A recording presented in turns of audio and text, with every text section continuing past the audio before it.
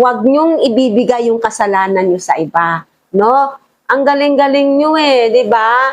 Medyo nasasamahan din ako ng inis kasi ang bait-bait ng presidente natin eh, 'di ba? Maka-Diyos, napakadesente. Lately na lang bumibira at bumabanat sa kanila, naubusan na siguro ng pasyensya. Pero noon, never siyang nag-retaliate, never siyang sumagot, never siyang nanira, at never siyang gumawa ng ikaka, you know, at never siyang sumagot sa mga paninira nila. Tahimik lang si PBBM, no? So, sila itong mga maiingay, at sila itong mga marahas, sila itong mga grabe ang bunganga, no? At sila itong nagwawala, si VP Sara, di ba, yung demeanor niya. So, well, anyway, gusto ko lang kasi emphasize yung difference ng ating presidente, ng family ng ating presidente, yung difference ng family ni Duterte at ni Duterte mismo. Magkaiba, no? So, pati sa mga supporters, makikita nyo yan. Sa mga supporters ni Digong, mostly parang parehas din nila yung pag-uugali.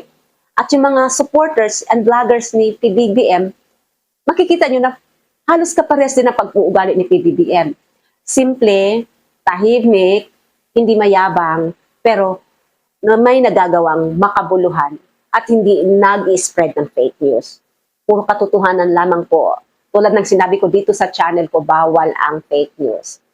Hindi po tayo dito nagsasalita ng hindi maganda pagkat hindi po natin gawain yon. Ano po? So ayan, nakita nyo ng barado na naman sila. No? So hindi kayo uubra this time kasi may pangil na ang ating gobyerno, mayroon na rin tayong mga pakpak para lumipad. Ano?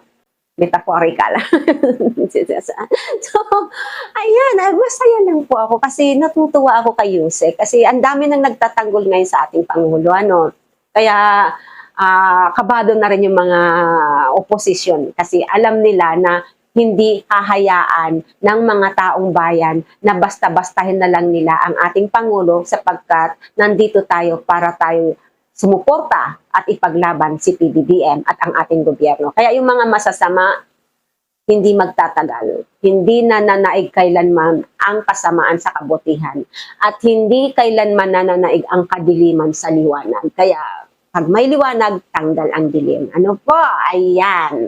So thank you so much for watching. Sa mga hindi pa po nakasubscribe, please don't forget to subscribe before matapos ang video ito.